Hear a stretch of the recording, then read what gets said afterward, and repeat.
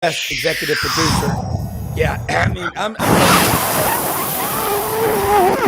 hey, What was that? I don't know. Was it a tree limb? I don't know. Was it a tree? I don't know. I'm not sure. It was the tarp.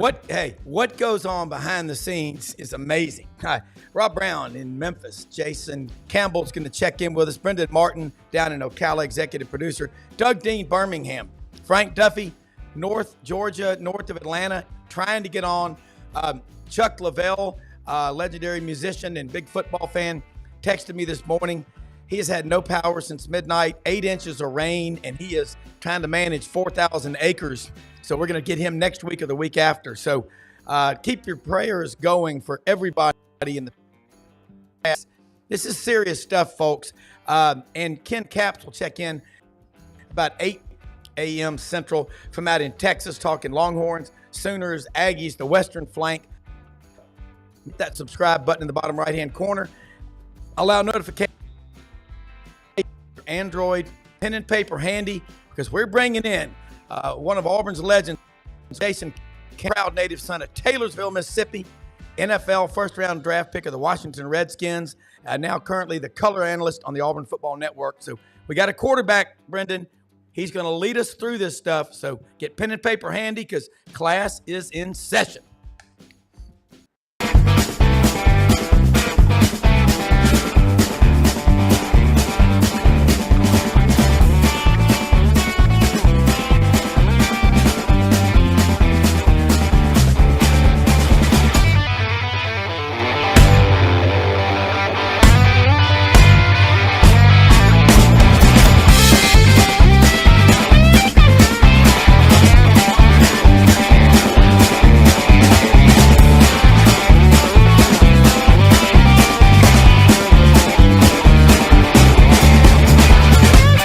Sidelines with Rob Brown. Talk sporty to me.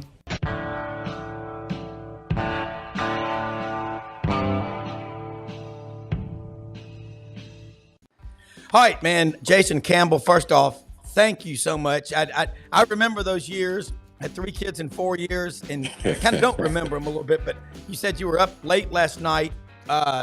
Absolutely. Thank you so much for coming on here. Is everybody okay? That's priority number one, because you live in Atlanta, which is a big area. Kind of tell us what's happening there now. Yeah, everyone's for the most part is doing okay. The main thing is a lot of flooding, flash flooding right now. So a lot of streets and everything for us travel. You can't get out the house right now. They're expecting some winds between 8 a.m. and 12 midday, but if the rain stops, that will help with the flash flooding to calm down. But not sure which roads are open. I'm just looking at the weather report right now before I can even travel to Auburn.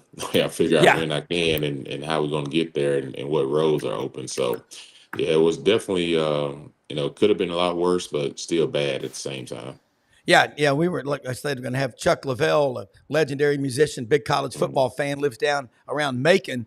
We were texting this morning. He's got 8 inches at his farm, no power since midnight, and said, let's reschedule. I said, absolutely. And again, man, you've been up with your baby all night. Everybody's good. That's number one. Man, look, love having you on here. Frank Duffy up in north of Atlanta, Doug Dean in Birmingham. Jason, I was listening to you at the end of the game last week on the Auburn Network. We were in Memphis, did not get to be down there. I loved your comments. You do a great job as a color analyst with Andy Burcham on the Auburn Network, saying it's going to be up to the leaders to go in that locker room and take hold of this team. Well, I know damn well what would have happened if you'd have been on that team, or Ronnie Brown or Cadillac, people like that. Kind of give your take on what you're seeing, and you know the quarterback position quite well. Again, first-round draft pick of the Washington Redskins, and played in the league for 10 years. Yeah, just overall, coaches can coach all day, but when things are happening on the football field as a player, you have to be the one to kind of rally the troops, right? So if you're a quarterback or if you're in the huddle and, you turn the ball over and you come back to the sideline and you go back out there, you turn the ball over again, somebody's got to grab the guys by their jerseys and in the huddle and just say, hey, lock in and focus and everything. But when you go to the sideline and not too many guys are you putting your arms around each other saying, hey, it's okay. Like, somebody got to pull the guys together, though. Yeah. Someone's got to get all the guys in the huddle. And, you see guys do it defensively. I saw a couple of guys grab the whole defense and, kind of get at each other. But offensively, I just haven't seen that. And, Peyton wears a C on his chest. You're supposed to be a captain. But it doesn't always have to be the quarterback. Sometimes the quarterback loses some confidence when they're turning the ball over at the rate that they're turning the ball over. They may feel like they can't say anything. But, at the end of the day, like, you are a leader. And sometimes it's not fun, but you have to still be able to step in there and have courage enough to talk to your guys. But, it can be a receiver sometimes. It can be an offensive lineman. It can be a tight end. It just got to be somebody that the team respects offensively that can gravitate on the sideline that will listen and try to stop the flood. Well, I was talking with Eugene Asante at SEC Media Days in Dallas, and I said, your nickname, I'm going to give it to you, is the Bone Collector. He's like, what? I mean, but he really is that kind of leader, but so are you. Doug Dean, you're on here with Jason Campbell and Frank Duffy, so let's get going. Jason, good morning. War Eagle to you, brother. Hey, good morning. Jason, I'm only 20 years late. Thanking you. You know where I'm going with this. Thanking you personally for standing in the pocket. You knew you were going to get hit hard, and sorry to this be at your expense, Duffy, but to get that ball off to Courtney Taylor to keep the chains moving in just a classic Auburn LSU game. Frank Duffy, I guess you were there too. I was. I've been there for all of them. He's Mr. LSU Tiger, Jason, in case you're wondering. And with that play in mind, Jason, there is some of that both these quarterbacks, regardless of whether Hank or Peyton start, I think it's going to be Peyton personally, but I don't think we've seen the last of Hank getting playing time. But there comes a point where they have to have great judgment to know which is the play that I need to stand in the pocket, knowing I'm going to get hit, but I'm confident my receiver can go get the ball. Talk about what that psychological growth process feels like as a great quarterback, Jason. Yeah, I think early on this season, when you look at Peyton, and then you saw Hank over the last 2 weeks as well, the one thing that jumps to mind to me is it's almost like they're trying to force the ball to guys to make them happy. We brought in some big time recruits at the receiver position, and these guys are very talented, and it's only one ball, but everybody wants catches, everybody wants touches. And when I watch some of their decision making, it almost, to me as a quarterback, is saying, okay, you're trying to force the ball to a guy because you don't want to hear him complain. You want to make sure he's happy. And when you do that, you make bad decisions. You put yourself in a tough situation. I go back to the 4th and 2 play in the Cal game. It's 4th and 2. You got 2 inside slants versus off coverage versus a blitz, but you got Cam Coleman pressed on the outside, but Robert Lewis and Lambert Smith both have off guys in front of them. So they're 5 yards and they're off, and they're outside leverage or head up. So the inside slants, they're all day. So they blitz, and I see Peyton throw the go ball to Cam Coleman. That's not a high percentage throw on 4th and 2. The slants are wide open. Just take the slant, easy first down, move the chain. The slant's going to run for 10, 15 yards anyways because of the coverage he got. So when I see that, it's almost like, okay, you're trying to force the ball to make Cam happy. You can't do that. You got to play within the system, play within the game. Once you start winning, give you. Right. You got to take what they give you. Got to tell you what they get. Once you start winning, guys will start fit in, and I think we got to get back to running the ball a little bit more. I think we're averaging, good yards per carry running the football. I think that can take some pressure off these quarterbacks. But as a quarterback, if you're going to play SEC football and you want to compete for a championship, you better be ready to stand in the pocket and take them under the chin. And there's going to be many times on 3rd downs and 4th down situations that it's not going to be a pretty pocket. Expect it to be dirty. Team's going to blitz. They're going to bring the house and see if you can handle it. If you can handle it, they'll slow off the blitzes. But if you can't, they're going to keep coming. And I think the one thing with this offense is these guys, it's not the offense as a whole. The offense looks good. We're ranked nationally in a lot of aspects. It's the decision making with the turnovers, and not all of them on the quarterbacks. Running backs got to hold on to the football, and then receivers got to catch the ball over the middle. It can't be tipped balls. Tipped balls don't find the ground.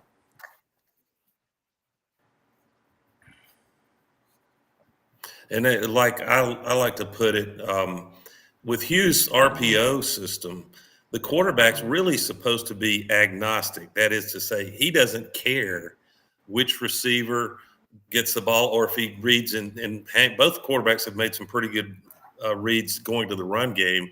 I think that the Oklahoma defense, which is their main advantage going into tomorrow, Yeah, I almost definitely agree forces with you. You're talking about a Freeze team to be a that's, little more run heavy. they Do you forced agree with 7 that, turnovers already. And then you think about only giving up 14.7 scoring points on average per game. Everyone was expecting Tennessee to go in there and kind of light the scoreboard up on them, right? And that didn't happen. Their defense played really good against Tennessee. They actually gave them good field position, but just like Auburn, they turned the ball over.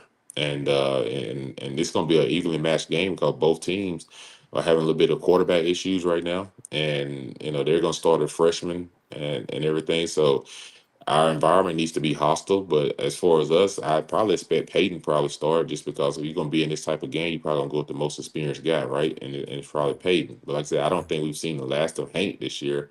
I think Peyton may get the nod for the next 2 games. You get Oklahoma, you get Georgia. And if he doesn't get it done, then you probably come back after the bye week and you probably go back with Hank. So we'll see what happens. But tomorrow, I think this is a game where if Peyton starts, you're the senior, and you're going against a freshman on the offensive sideline. I think Auburn got to feel good about, hey, just take care of the football. We got a chance to win this game. Yeah. Let me throw this one out. In fairness, after he reminded everybody of your pass to Courtney Taylor out of Centerville, Alabama, which is legendary. Frank, we're going to try to get Tommy Hodson and Eddie Fuller on here from LSU, the earthquake game. I was there. I'm still traumatized. Yeah. Hey, Only fair. I was there too, and I'll never forget CBS breaking in Brent Musburger and Irv Cross and Phyllis George with the site of the seismograph from the Geology Center when that hit. Still, I still remember it. Jason, I do want to let you know, as an LSU guy, man, you have a hell of a game, and we were great rivals over those years. I think Marcus Spears and Marquise Hill is still trying to find you somewhere in that pocket. They're still trying to rush you. But listen, I got to ask you. I know we're a heavy Auburn state radio show. This is a pivotal game coming up. In fact, we were actually supposed to bring my LSU RV to the loveliest village on the plains. We were going to do 2 broadcasts from there until the storm came up. Yeah. So this was a big game for us at Sidelines. But I know it's a big game for the Auburn community, bringing Oklahoma in.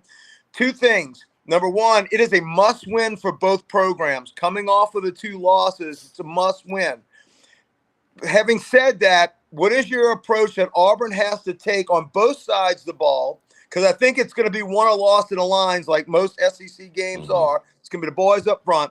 But what is from a fan and a culture perspective, I've told this to the guys, Oklahoma coming in, this is their first road trip in the SEC.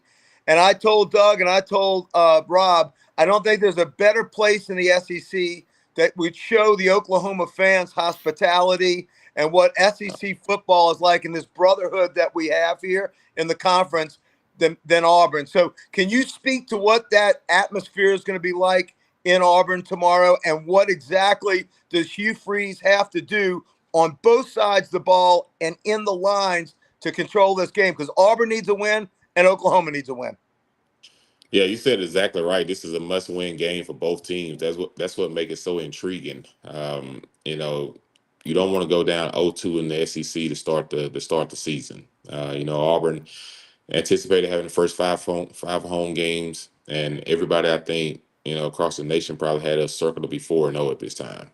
And the fact that we've lost 2 games that we probably should have won, how is this team going to respond? It's going to be the biggest question for tomorrow. How's the team morale? Or that's why I say, are the leaders going to gravitate this team and say, hey, we can't hang our head on, Arkansas lost and Cal lost. This is an opportunity to try to rewrite the script. And if you can go out there and get a good win against a ranked team, when is the last time Auburn beat a ranked team? It's been a while. So I think if you can go out there and beat a ranked team tomorrow, I think that does something for your team morale before you head to Athens. But overall, this game always won in the trenches, but especially in this game, because if you have quarterbacks that are kind of struggling a little bit and trying to dig themselves out a little bit, both teams are going to run the ball. And this is going to be one of those old games, slashing, in your face, down dirty, who likes it, and the toughest guy's going to win. And that's just honestly going to be the truth. And who controls third downs? Oklahoma offense struggles on third downs. They're only completing 28% on third downs. Auburn defense only giving up 37% on third down. And that number will be even better for Auburn defense if we can get off the field on third and longs. So we do a really good job of putting offenses in third and long situations. But the problem is we giving up third and longs, whether it's interference calls or whether it's not paying attention to the quarterback when you're supposed to be in a spot and quarterback scrambling for a first down, and just those type of things, or losing your man in coverage coming up and got to get behind you. Just those things that you can't have. To get off the field, you got to get off the field on third and long situations, and those are backbreakers. And last week it hurt us in the Arkansas game because we got to field on third and long. Even with the turnovers, we win the game. So, Yeah. it's just that I think Oklahoma, they're going to lean heavily on their defense. I expect them to bring pressure, try to create 8-man boxes on first and second down and say, hey, we know you're going to run the football, and we're going to try to create you to be in third and long situations because we're going to load the line of scrimmage. And which I like that aspect if they do that, because I think Lambert Smith has a matchup. Yeah. I think Cam Coleman will be healthier this week, and I think he'll be ready to roll. I think Robert Lewis, we got to get him more involved in the offense. He runs great routes. We just got to get him more involved in the offense. And I think They'll see more single Malcolm Simmons- coverage. They Yeah, will so, see yeah. more single coverage, and So that actually plays to Auburn's strength. It really Mhm. does. Yeah, it plays the Auburn strength because you take a lot of reading out of it for the quarterback. You don't have to read, what the coverage is going to look like at the start of the snap and what they're going to get to. They're going to show you, because if you're running the football, you're going to get one-on-one. Now it's just about, hey, what's the best matchup? And those going to be things Coach Freeze probably tell them all week. Find the best matchup. Find the best matchup. Third and short situation. Who has the best opportunity versus one-on-one? Don't take the low percentage throw down the field. Let's get the offense going and stay on the field by converting the more high percentage throws.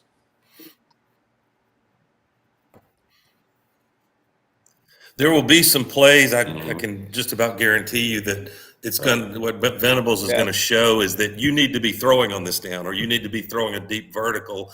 And I think the discipline for Freeze, he's going to be in the microphone into Peyton or Hank's headset, and there are going to be times where the right move there is to be stubborn as hell and run the ball anyway, mitigate risk. But for all the misery surrounding the two losses, Jason, and that, with expectations of getting to this Oklahoma game 4-0 is what I thought might happen. Auburn has quietly got some pretty big bragging points in analytics. 7th nationally in red zone defense.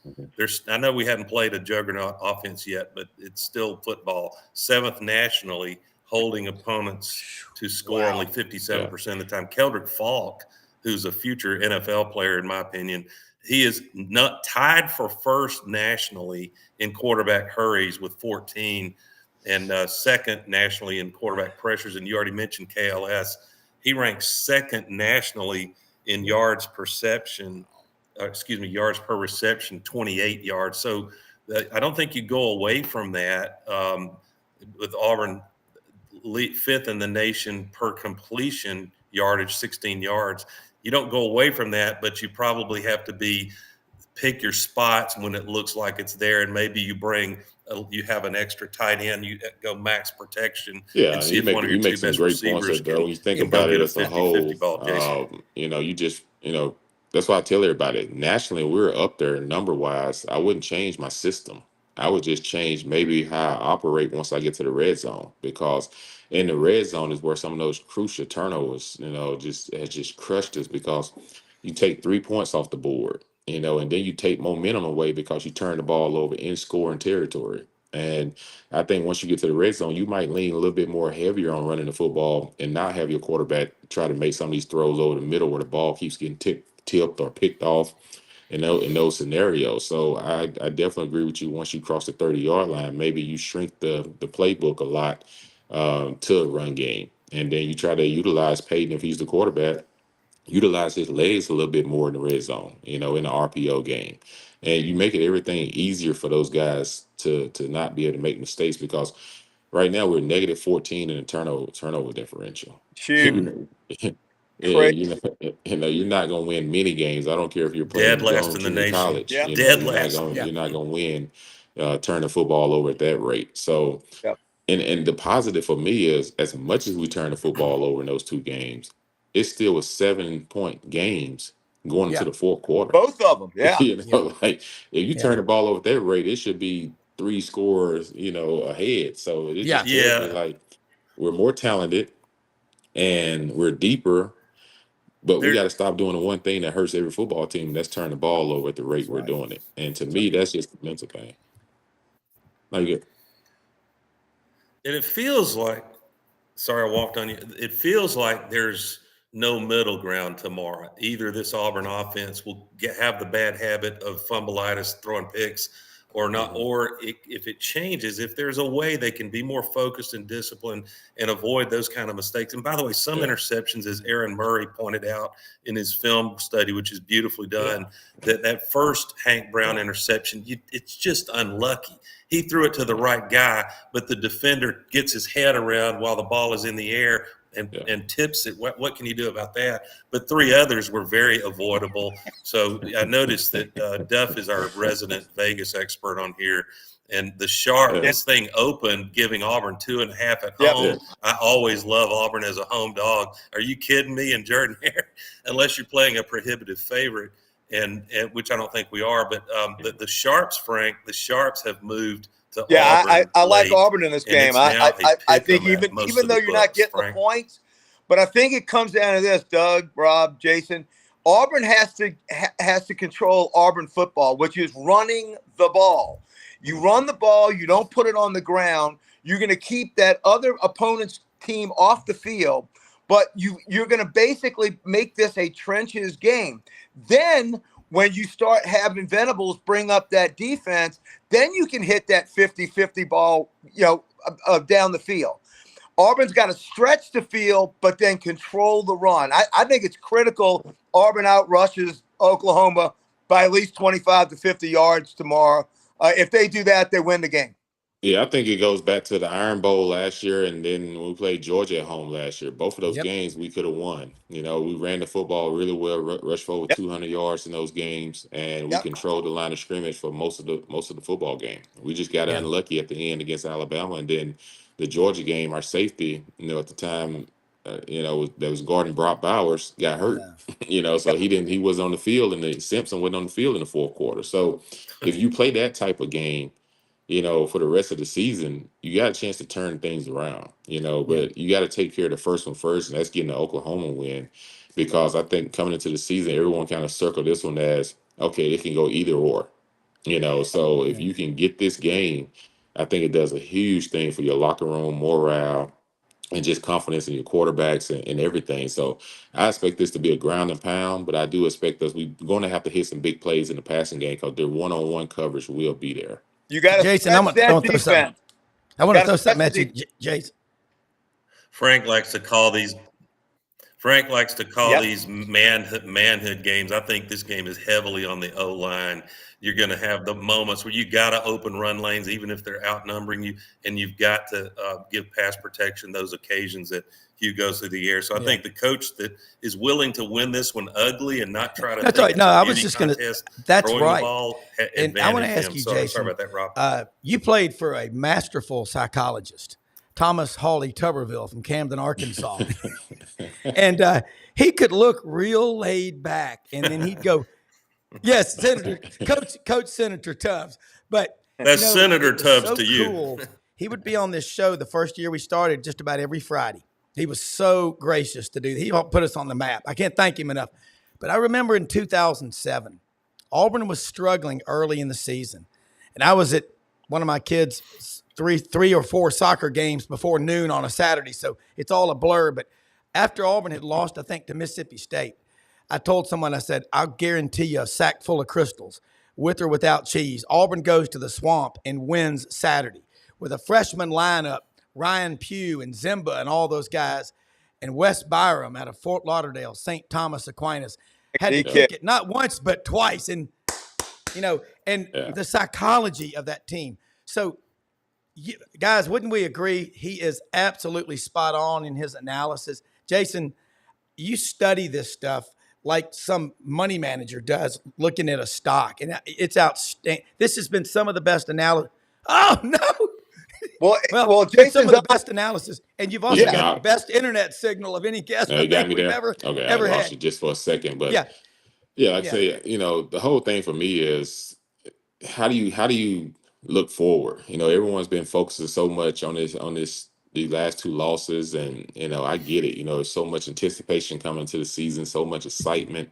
yeah, And when you get to a point where, it's just all, people are starting to look forward to next season or the basketball season, I'm just like, hold on, let's pump the brakes. Coach Freeze whoa, told you when he got the job, he's going to build this thing through the high school. And the sure. fact that you got to build it through the high school, it takes a little time. His And first class Jason, was ranked 12. Last year yeah, was ranked 7. This year is shaping out to be a top 5 class, and the next year is yeah, yeah, supposed to be a top 5 class. So I think you have to get 3 years into this thing before you really start to see, hit turn to high levels. But I say this, I hope Auburn fans show up tomorrow and be loud. I hope they be encouraged. I hope they don't show up and, have the same mindset with their sometimes I arms think I'll the be there. players folded, have pissed is, off. Can't okay, have we're that. going and Yeah, looking good, but just waiting for something bad to happen. We got to change the narrative and just start saying, hey, we're going to see this thing all the way through. And, let's get yeah, well, loud tomorrow. Let's exactly. be excited. It was hard for us to get loud last week because we kept turning the ball over. yeah, So, it just, yeah, we just got to get that. We got to get mentally, we've got to get better They'll be on there. protecting the They'll be football. there, That's a Jason. mental thing and focus. But as a crowd, though, let's do our part, show up and get behind these guys, and let's help will them to a win like we almost did last year against 2 top teams that came in here. yeah. Absolutely, because y'all 100%. have to be excited about the trajectory of Hugh Freeze. Because look, y'all, us, Alabama, and Georgia, along with Ohio State, are the Hey, can top y'all hear 5 me? in recruiting. I mean, Yeah. I there's can't an hear y'all though. incredible trajectory that's coming. Jason, listen, I know you've been up all night with your baby. Everybody froze but Doug. Yeah, okay, but appreciate you being on here with us. I know you've got to get back and tend to stuff there in Atlanta, but I'll see you tomorrow at the tailgate tent. We lost him if he can come back, but yeah, yeah, yeah, Yeah. Well, yeah. Rob, he Yeah, right said there he at was the end. having, But guys, y'all were what froze. I brilliant was not for analysis whatever and reason. great questions as always from the cross examiners, Duffy and Dean, the Irish duo. Hey, That's right. that a joke is always how many German stand-up Should we comedians start do a we know? law firm? But how many great Irish lawyers have we ever met? There ain't anything better in a courtroom than a Scotch-Irish Catholic lawyer. I mean, I don't think you can beat them. Nobody tells a better story. Duffy, There you go. You remember Johnny? Duffy, Remember Dean, Johnny fleece 'em and Carson's skin 'em. accounting firm, Dewey, Cheatham, and Howell? That was awesome. Yeah, let me tell you something. Hey, Rob, we need to quickly get to, and I hate that we're going to be a week later getting that special guest who will not be named a rock and roll legend, but I look forward to that a heck of a lot. But I got to tip my hat to the people whose pulse is quickening, I dare say, in Tuscaloosa, Alabama. The pulse is quickening in Athens, Georgia. That's another damn game of the century on paper. I mean, not on paper. In reality, they're both highly ranked. Let me say super something highly ranked. real quick. That's going to be a fun one. Quick before Ken Capps is going to join us from out in Texas here in a minute. I want to say something about our sponsors, like Hewlett and Dunn Boot and Clothing Company on the historic square in Collierville, Tennessee. They've got stuff coming in for the fall fashions. Barber, STS, Filson. They're the second largest Filson dealer in the Southeast. Over 7,000 pairs of men's and women's boots. Great looking clothing. Take your wife out there, girlfriend. Take your kids. They've got everything for kids. Great looking women's clothes. Open again Monday through Saturday, 10 a.m. to 6 p.m. And the vitamin a prebiotic. I put it in my. Sometimes I put Bailey's in there, but not this morning because I've got to drive to Auburn right after this show. But they put the vitamin shop in Mississippi, and goo. They have a staff of trained and know what they are doing. Proud to have them as a sponsor. And I like this, man. Hey, I'm telling you what, for a Georgia Tech Florida State football game, I love it. You know, that's the cool thing about my audience. And I'll see him tomorrow at the tailgate. Looking forward to that. But Doug, we know this, and Ken, you know this from talking. Man, the mental part, you know, you gotta, and what he said, you know what the truest thing I believe he said, Doug and Ken, he said, it looks like this is what I thought, and he said it. The quarterback, Auburn, looks like they're trying to get the ball to all these guys because they brought in all these star freshmen, and they're trying to please everybody. Mother Teresa said it. That was shocking. We can't all do something. That was Wait for your ball to come to you. That it's was coming, shocking. but it's about the team first. That's absolutely right.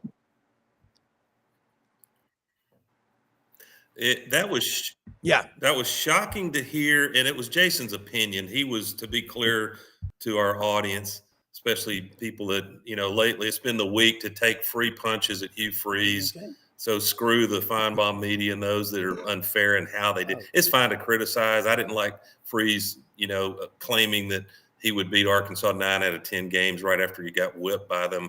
I didn't like that. But coaches in the heat of the moment say things. Some coaches get away with it in the media. Others get pounded. But I look at that Jason observed that. And that's what he's seeing was alarming. And there may be something to it when you start getting so focused on recruiting. And now you don't just recruit them through signing day. Yep. You have to keep recruiting them lest they enter I know the this sounds portal. crazy to say it, but I'm going to say it. I've always believed that a lot of the people, when it comes to recruiting, a guy's committed to you, but then he says he's going to take other visits. Well, would you want your fiance to date other people before you got married? I know everybody tries to flip people, but I think the coaches nowadays really have a tough battle that they're fighting. But I think it's true that you get a lot of pout faces on the sidelines because they're not getting the ball, and it goes into the fans are going, oh, he's gone. And we got to stop that. Ken Capps, you've been around this game a while. You're same age as all of us. I mean, but are you seeing, look what they're doing at Texas with Arch and Quinn Ewers. Why, you know what? I think I could watch a Manning play 100 years and I'd be happy. There's something about that family that all started in the Delta on Highway 49. Well, you're right, and you know, there's a lot of. I've been listening to your show, and I'm glad our guest is okay. And Rob, I guess you're getting a little rain from the hurricane there as well, from what I'm watching on the Weather Channel this morning.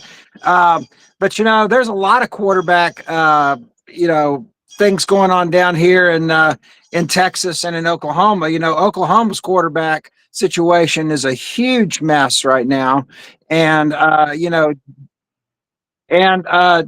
Jackson Arnold was benched last week in favor of this fellow named, and I want to make sure I got it right because I don't even know that much about him, but I've learned a lot now in the last few days. Michael Hawkins Jr. And the reason I like him is because he's from the Metroplex. He is from Frisco, which is just north of Dallas. He was a 4-star, number 3 dual quarterback in the country coming out of high school. And when I was reading up on him, the thing that scared me the most about, especially if you're a Texas fan, reading up about him, is some of the senior defensive guys said he looked like Kyler Murray. So, but to have, but for Jackson Arnold, I mean, Jackson Arnold has been the guy in waiting in this program for 2 years. And I mean, think about it. He's the guy that Dylan Gabriel left. He transferred after a great year, transferred out because he saw the writing on the wall and saw that Jackson Arnold was going to be the QB1 this year. Now, 4 games in, you've got a new quarterback. I don't think Jackson Arnold's done for the year, although some people think he is, but I think he'll be back. But what to your point there, Rob is absolutely right. Manning has been waiting patiently, just like Hawkins has up there. And look at it. I mean, his family has been supportive of him. Every school has been trying to flip him, saying, look, you're not going to get to play at Texas. And it was the support of his dad and grandpa and Peyton and Eli and all those guys saying, look, you're with Sark. He's going to put you in at the right time and the right place and make sure that you are put in for a chance to succeed, not just thrown to the wolves one day. And kind of like what happened to Michael Hawkins last week. And now look what he's doing. I mean, his start last week, that was his first official start. You know, I wanted to make sure I got the stats right, so I wrote it down. You know, that's how us reporters do here, Rob. He was 15 of 29 for 258 yards. He had 2 TDs, but he also had 2 interceptions. One of those interceptions was tipped at the line, so that was on him. And then the other interception bounced off of his receiver and was caught by a ULM guy. But Doug. Yeah, really. Sounds familiar. But you know what? That's a pretty good performance. I mean, ULM wasn't a very strong team. I understand that, but good performance to come out there and play. But the thing I liked about it, Arch was not happy with it. He says, I can do better than this. And so, tomorrow I'm down here in Austin for the Texas-Mississippi State game. Mississippi State, is having enough problems, and then they lose their quarterback, Blake Chafin, for the rest of the year. Yeah. So, what happens now? And then, of course, you've still got Quinn. I mean, Quinn, and that's the other thing about Sark. I really have to hand it to him. And again, I'm not a Texas homer by any stretch of the imagination. But, Sark has made it clear right off the bat, Quinn Ewers is our QB1. Okay, so when he's healthy, he's coming back. There's going to be none of this quarterback controversy or none of this mess that the media is trying to stir up. But look at it. You could rest Quinn tomorrow if he wanted to, and then Texas has a bye week on October the 5th before playing Texas in the Metroplex in the Cotton Bowl. Red River Shootout. And by the way, the great state of Texas State Fair begins today, so that's another thing to celebrate. But, he could possibly rest Quinn for 2 more weeks before getting to the Oklahoma game. So do you do that? Do you let Arch keep playing? Yes. Yeah. Go ahead. You absolutely sit Ewers. You do not play him and risk him. You wait for him to come back for the shootout. Absolutely. That's a smart play. I was going to tell Ken your insights over a long period of time about the great Oklahoma Sooners program are appreciated this Friday, Ken, because of the obvious. Oklahoma coming to Auburn. And, I wouldn't be the most shocking thing to me if you look at the dynamics and injured players going into this big game. It may not be big on a national scale because Auburn and Oklahoma didn't do their part, but it's still big in terms of those two. That's a helmet football game, that OU on the helmet and arguably even the AU on our helmet. And that red and white, you have to hope if you're an Auburn fan that it sort of transmits to the fans as if it were an Iron Bowl looking down on the field and brings that kind of fervor. But I'll just tell you, it wouldn't be shocking to me if you see what happened to Auburn a week ago, you could absolutely see happen to Oklahoma tomorrow. Let me explain. When you bring a true freshman QB, I don't care how fast he is, and Oklahoma's got all 5, get this, 5 of their best wide receivers out with injury, then guess what Durkin is going to do? It's a fireable offense, Rob and Duff, if he doesn't bring heavy pressure most of the time, especially third and unmanageable. And there's going to be some third and unmanageables because their O-line is also patchwork, and they are in their 11th, this is shocking, 11th iteration of what group of 5 O-linemen they put together. And I'm not saying Auburn is an NFL O-line either, but I think that it all sets up to mean this freshman quarterback is going to have a lot of savages swarming at him. And that usually does not end well on the road in a place like Jordan-Hare with the true freshman. So my point being, you could very well see Hawkins yanked at some point, second quarter, third quarter, and Jackson Arnold back in. And then the question becomes, can Arnold do what Peyton? Well, here's Clark another did good not a one week for you, and I ago, bet find himself Oklahoma, again and find a way to win the game. nobody in Texas or Oklahoma ever thought this with Oklahoma going to the SEC. Right now, they are statistically dead last in the SEC in offense. I would never have thought that, never in a million years. Yeah. And but Yeah. Yeah. And Auburn's top They've only five got, may as I mean, well not they've be only with got in dead 4 last in games turnover more margin. turnovers than most teams have in an entire year. right. Well, That and the other they've but got. the other thing is, OU's defense is playing lights out, and they're one Yeah. of the first. They're one of in the top 3 in the SEC. So, I'm very much looking forward to that game tomorrow. The Texas game is at 3:00, and so it'll dump out just in time to go back to my dear saint mother's house here in Austin and sit down and watch that game. And of course, flipping between and it's at night, correct? Am I right on that? No, Auburn's 2:30. Okay, Yeah, well, I guess afternoon. I'll have. We have.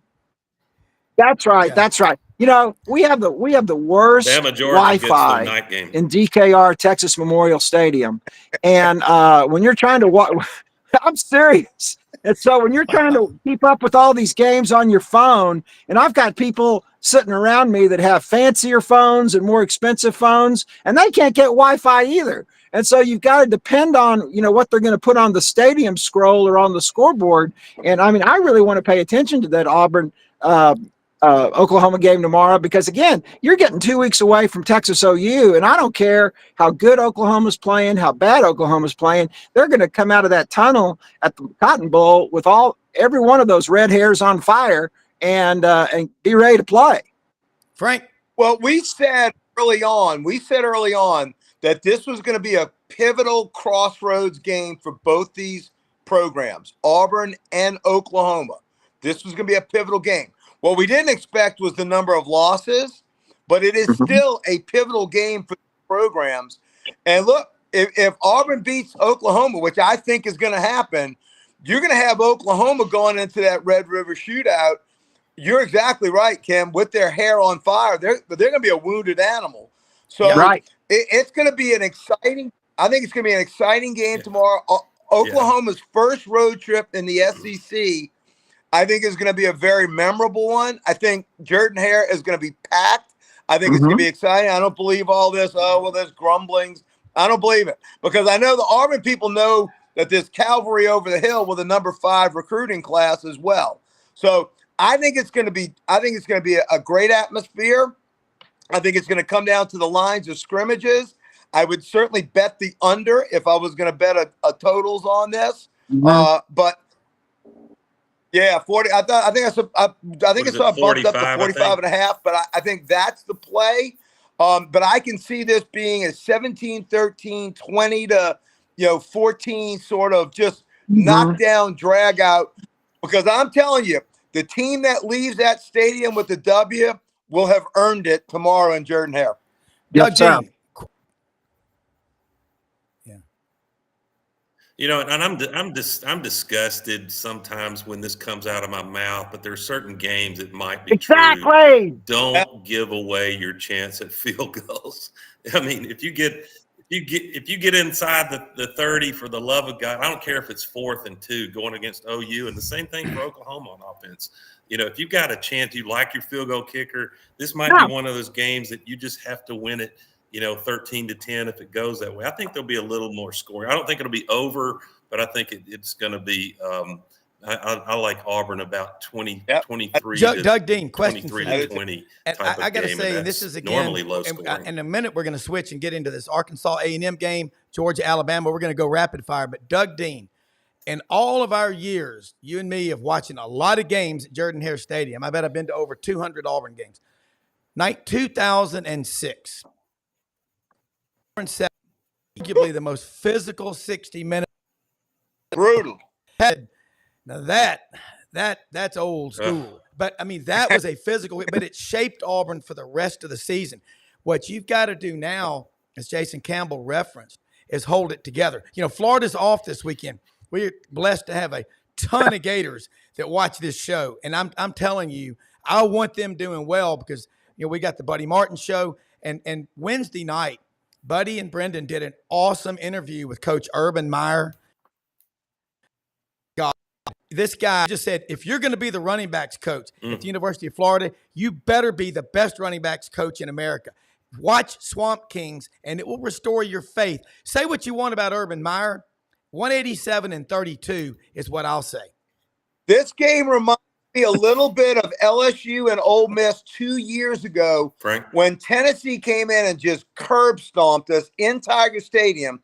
But 2 weeks later, we had a shot against Ole Miss, and Ole Miss went up on us 2 scores.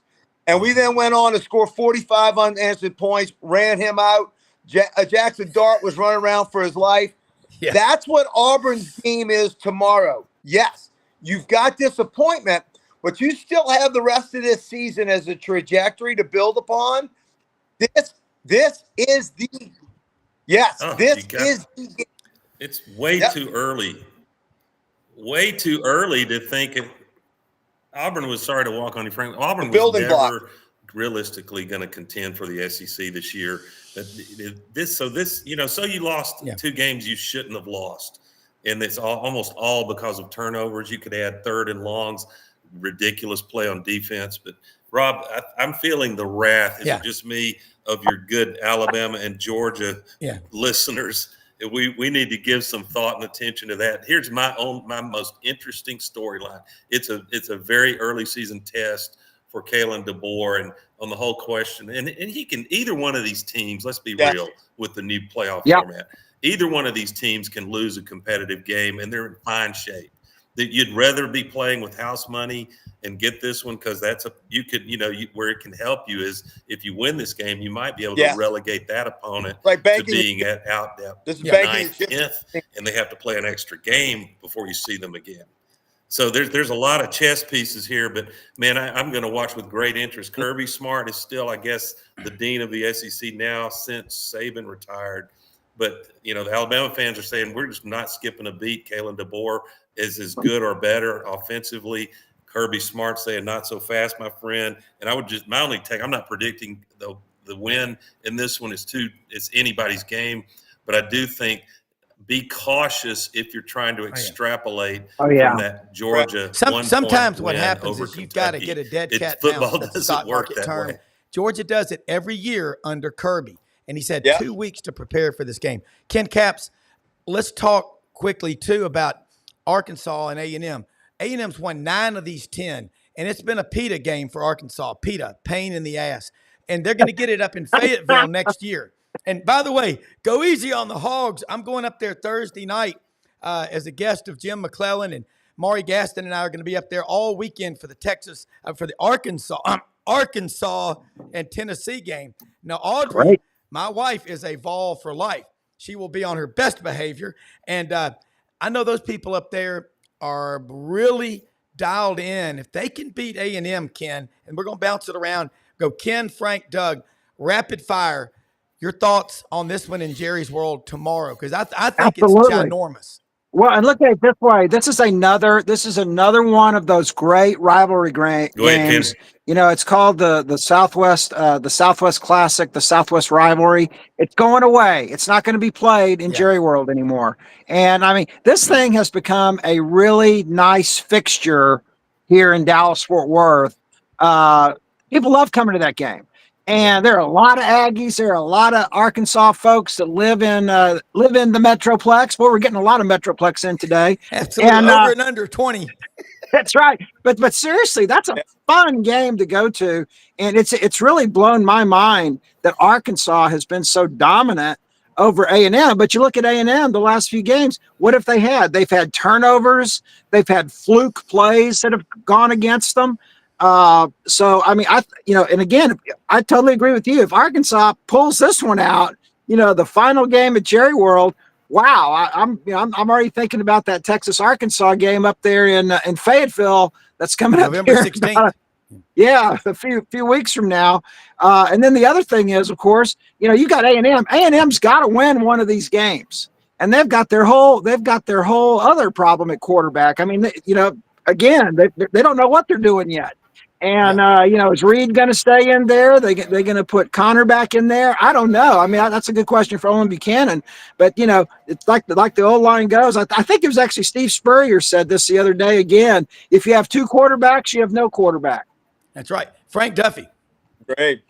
Yep, I like Texas A&M in this. I hate to say it ever that I like Texas A&M in anything, but I will tell you, Auburn gifted Arkansas that game. I think Arkansas is fool's gold at this point. I think Pittman's a dead man walking. And I think Texas A&M showed me something the last couple of weeks. Ever since that Notre Dame game, and look, I had Notre Dame in that game. I liked them. We were out in Vegas for our game with USC, and that was a nice win for me at the window. But let me tell you, Texas A&M, watch them. They're starting to really come on.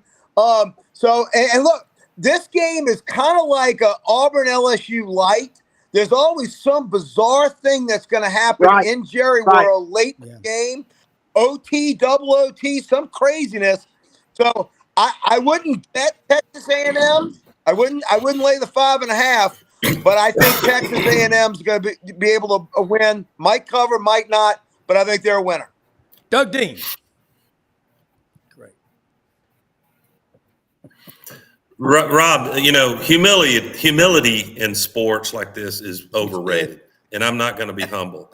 I had Memphis, if you followed my Blue Plate specials, and I had Vanderbilt taking it to the wire, which they did overtime at Mizzou needs to decide who they want to be when they grow up. But you're interested in the Arkansas. As this is not my Blue Plate special, but I'll give you that in a minute, and I'll give you a hint. Rain Man, that's my hint. I'll tell you what my Blue Plate special is tomorrow.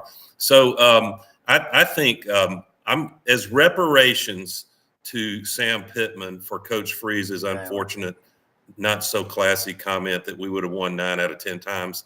I'm sticking with Arkansas. I think Petrino's feeling his mojo right now after last week. Granted, they wasn't a perfect game, but he knows how to use this really lanky, fast QB, and I think they can go into College Station and pull a little bit of a shocker. I don't think it's a huge shocker.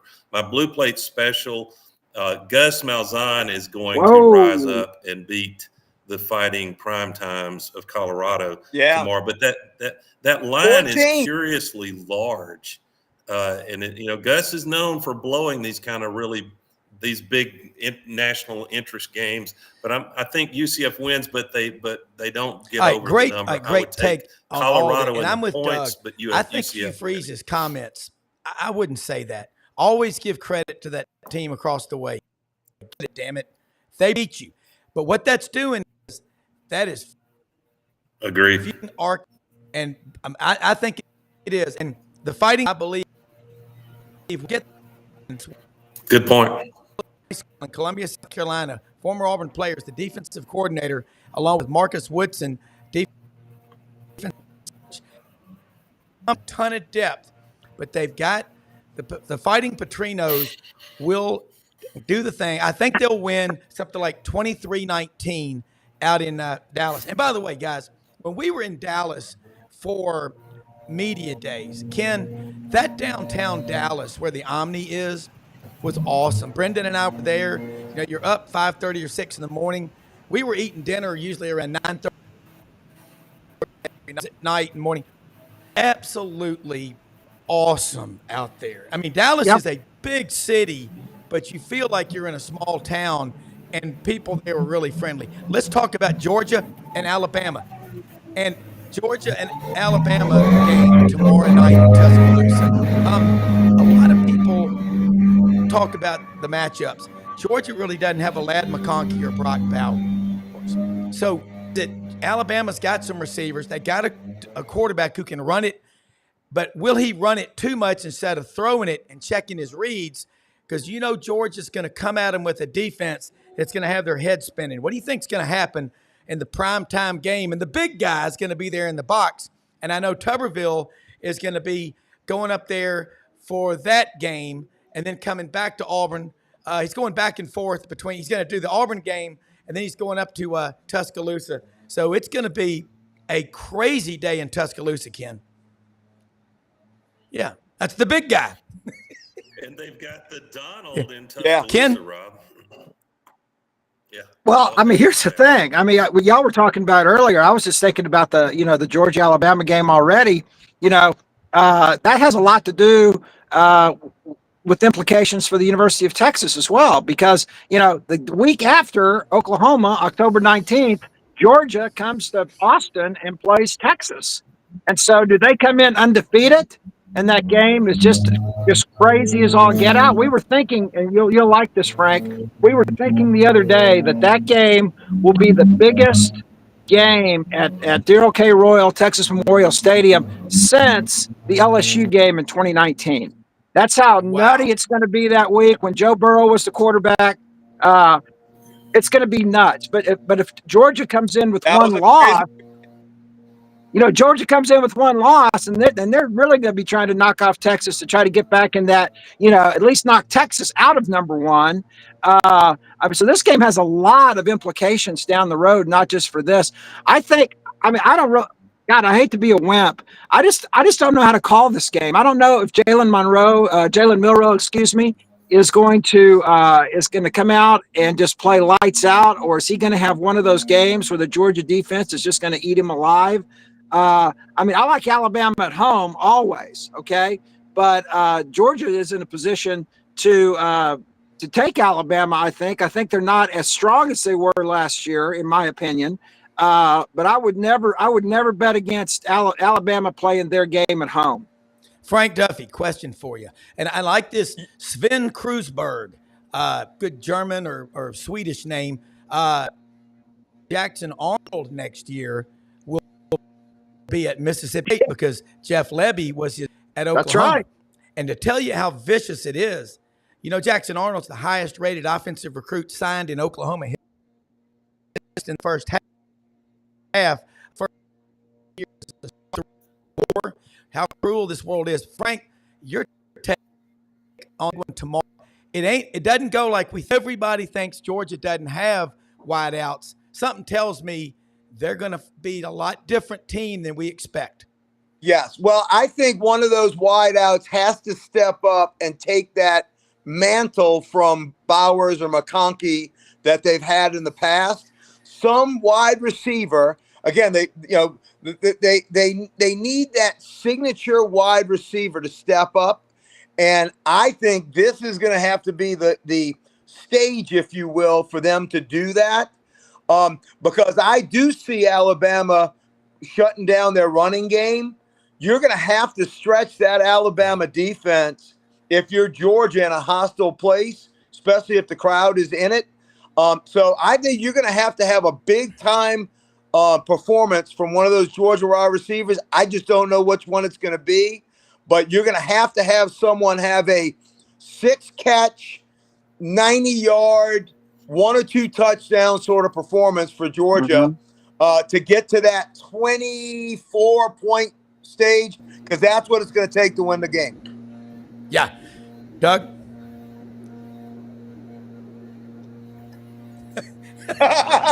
Sorry about the ambient noise. My lawn service chose this moment to run the blower right behind me. But screw it, damn it, the show goes on. Let me tell you what's going to happen with Georgia's got to do, and then I'm going to give you all the perfect meme for this tomorrow's big games in the state of Alabama. Georgia has got to force Milroe to throw in the middle part of the field. He's great with the deep ball. He's tremendous with his legs, but he's uncomfortable having to work every zone in the field unless he proves me wrong tomorrow. And Georgia can get an interception off of him like Texas did. They have a chance to win this, and I still like Alabama. Here's your perfect meme. General Jack Behringer, War Games, Rob, late in that movie. We have launch detection, and in both Auburn and Tuscaloosa, flush the bombers, man the subs. We're going to wrap up. Con 1, baby. We're going to wrap up here. The state of Alabama is going to be insane tomorrow. It is, and John Hartwell's coming in town. We're going to hopefully get to meet him for dinner tonight. But I will say this: we're going to wrap up here. in just a few minutes because Brendan is down there fighting a battle with that storm coming through. Again, Chuck Lavelle is going to reschedule in the next few weeks. Down the legendary musician, man, watch that documentary on him. What a treat! He's one of the nicest for a guy that big. He is so gracious. And I was like, look, we will reschedule. Your safety is priority number one. And I want to thank Jason Campbell. He told me coming through. I love that guy. I love that. And but kid playing Taylorville, Mississippi, and all the battles he's been in. That's why we love this game. And we are so blessed. This off of a generator and getting a signal from outer space. Our motto on this show, you know what it is? Go out and bless others and keep finding excuses to win. And have a great weekend, everybody. We have the best viewers, the best sponsors, and all of you. We will see you Monday morning. A lot to talk about. Thanks for watching.